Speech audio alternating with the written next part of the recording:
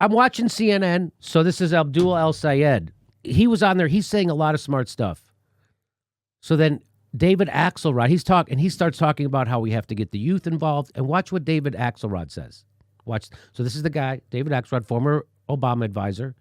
And here's what he says. Millions and millions of people are voting tonight, and they're going to make independent judgments here. The notion that somehow a few party leaders are manipulating millions of voters, I mean... So this thing that they just did where they all coalesced around Joe Biden, and so it's obvious to us they're manipulating. So the party is coalescing to collude to stop the candidate who represents workers. And so now the narrative that they're pushing on CNN, and this is, by the way, former Terry McAuliffe, former Clinton advisor, and they're saying that didn't have any effect on this. Klobuchar dropping out, Buttigieg dropping out, Bloomberg dropping, all of them coalescing around Joe Biden. That had no, Beto O'Rourke. That had nothing to do. That had nothing to do with the way people are voting. Well, then the media reported on it and called it Joe-mentum. Yes. Oh, man, Joe's picking up steam. It's Joe's to lose now. This is just in time for Super Tuesday. And what was it? What was just a bunch of endorsements from a bunch of people who wanted a favor who couldn't get past 1%. That's right. It is funny that they want to go with that whole little tag, Joe-mentum, as if he doesn't have word salads enough. Yeah, right. So let's watch this again. Millions and millions of people are voting tonight, and they're going to make independent judgments here. The notion that somehow a few party leaders are manipulating millions of voters, I mean... He goes crazy. Well, it is crazy. They're not doing it by themselves. They have the help from the DNC and the media. And Barack Obama. Barack Obama. So they're not working alone. So, right. Okay. It's crazy. You're crazy. If you think some of the party leaders are having an influence on the vote, it's crazy.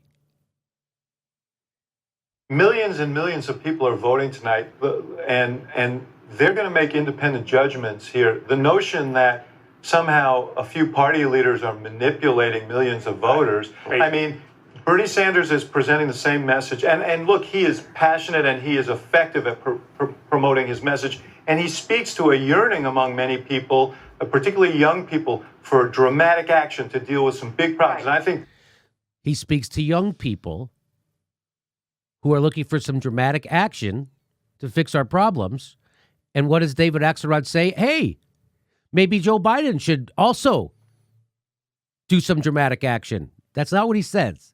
It sounds like that's what he's going to say, but watch what he actually says. I'll back it up a little. This is very revealing. Watch. Effective at promoting his message. And he speaks to a yearning among many people, particularly young people, for dramatic action to deal with some big problems. And I think Biden needs to embrace the spirit of that. He needs to embrace the spirit of that, not actually any policies that would do that. He doesn't actually have to embrace a policy that would signify dramatic action, that a policy or a solution that is as big as our problems. He doesn't actually have to do it. He just actually has to signal that he is in the same spirit. What a nice way of saying bullshit. What a nice way of saying he needs to bullshit about this and make people think he cares about something. Like Barack Obama did. Yeah, right? Like Barack Obama did. The thing that worked for Obama for 8 years. He's got to do that. Say nice things. You know, like when Barack Obama put together the biggest group of volunteers ever, and then he disbanded them as soon as he got elected president because he didn't want those people out there pushing him to do stuff. That's what he's saying. He's saying what Joe Biden has to do is pretend that he has the same feelings that Bernie Sanders does. He has to pretend that he is in spirit for the same things. Not the same, but just in spirit. He has to pretend. So what he has to do is deceive the voters so they feel 100% let down again. So then after Joe Biden gets elected, we get a worse fucking Trump. Hey, Joe Biden, should we do something so we can stay on this planet? In spirit, I'm there. In spirit. In spirit, we should do something. So that's how... According to David Axelrod, former senior advisor to Barack Obama, the way Joe Biden gets those younger voters is he pretends to have the same spirit as Bernie Sanders. But the problem with Joe Biden is he can't help himself. Joe Biden is a fucking horrible politician who ran for president 15 times before, never won a goddamn state until last night, and he needed the help of the entire U.S. media and the entire Democratic apparatchiks to do it. So watch this. And you know why Joe Biden's never going to appeal to fucking young people? Because he doesn't give a shit about it, and he can't hide it. Here's why. And so the younger generation now tells me how tough things are. Give me a break. No, I have no empathy. What is that? That's going to get you a fucking applause in front of a bunch of senior citizens. You know what it's going to do? It's also going to lose you a fucking election. And this is after you guys had just lost to goddamn Donald Trump and you're still shitting on millennials. This is your electoral strategy. This guy is a shit politician. He's corrupt 100%. He's just as corrupt as Trump. Probably more. Because he's had more opportunity to be corrupt. He's just as big a liar. He just got done lying about that he got arrested with Nelson Mandela. He got caught lying. He marched in the civil rights. He's got caught lying 1 million times. And so the younger generation now tells me how tough things are. Give me a break. No, I have no empathy for it. Give me a break. Because here's the deal, guys. We decided we were going to change the world, and we did. We did. We finished the civil rights movement to the first stage. The women's movement came into being. So my message is get involved. Get involved. If you're young people and you want to change things, get involved. And then guys like me will stand in your way. We'll use the full force of the establishment, all our money, connections, and power, and every fucking tool in our establishment toolbox to stop you. But get involved, whatever. So is he saying that everything was handled in the 60s? That's what he's saying. They did everything. They got it all done. It's all done. So now work a little harder. Yeah. And the problem... So now if you guys want to achieve stuff like I did, I'll be the guy trying to push back against you. Right. That's what he's saying. Why aren't you out there fighting for fucking free college? Why aren't you out there fighting for Medicare for all? Why aren't you fighting to end the wars? Why aren't you fighting for a living wage? Why aren't you fighting for a Green New Deal? Why? Because you are a Republican and you're corrupt and you have no moral center. You are the equivalent of Donald Trump. And and I think the Bernie Sanders campaign woke up today and went, oh my God, Biden is dangerous. It took them this long to figure it out because they kept looking at him like, oh, he's a they didn't run. He's a doddering old fool, and we don't need to worry about him. He's going to explode, anyways. But turns out implode anyway. But he didn't. Now he has all these delegates. Well, and I think the one thing, and I know a lot of people have already arrived at this conclusion, myself being one of them, but to anyone on the fence right now, this proves without a shadow of a doubt that the Democratic Party is willing to just burn it all down to give it to Joe Biden and give Trump 4 more years because they know Joe Biden can't beat Trump. I mean, come on. They're willing to burn it all down. They think Joe Biden can beat Bernie. That's all they care about, Ron. You know that. No. They know he can't beat Trump.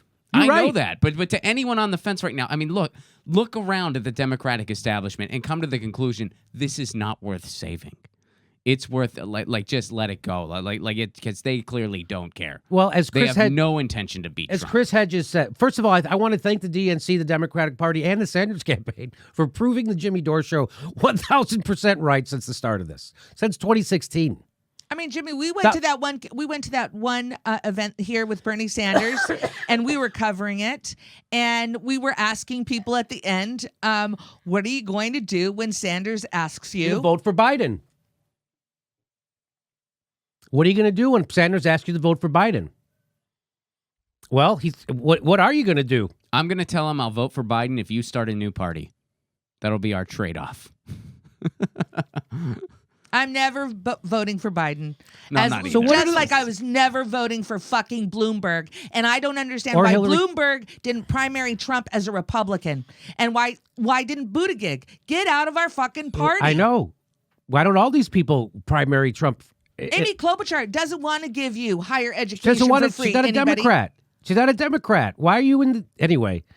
But as Chris Hedges says, the Democratic Party is already a zombie party. They represent nothing. They're a hollowed out, empty shell of a party. That's why they couldn't even beat Donald Trump, a game show host. They couldn't even beat him. They barely gained back the fucking House. They still don't have the Senate. And they're running against Donald Trump. Do you understand how right Chris Hedges is when he says this is a zombie party? It's been hollowed out. There's nothing.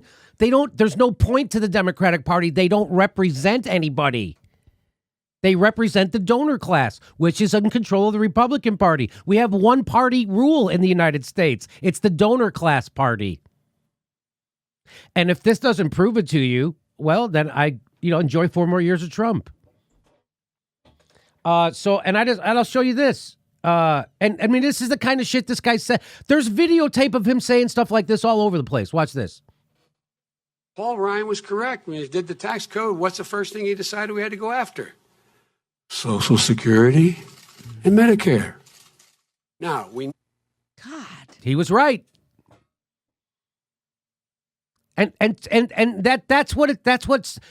These are Democrats. That to them, that's you being mature, a grown-up.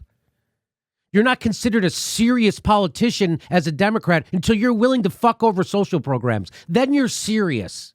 He wanted to cut Social Security and Medicare. Barack Obama wanted to cut Social Security and Medicare. You know who stopped Barack Obama? The Republicans. That was called the grand bargain. Barack Obama and Joe Biden wanted to cut Social Security and Medicare. It was their idea. And now you know why nobody would come out to vote for Hillary? Now you know why black people in Milwaukee and Michigan wouldn't come out to vote for Hillary? This is their idea. They're the ones wanting to cut Social Security and Medicare. Barack Obama and Joe Biden. And there's videotape of him saying this everywhere. Hey everybody, the next live Jimmy Dore show is May 1st in Minneapolis, and then we're going to Chicago. Go to jimmydorecomedy.com for a link for all the tickets to all our live shows, and become a premium member at jimmydorecomedy.com/join. We give you hours of bonus material every week. Thanks for your support.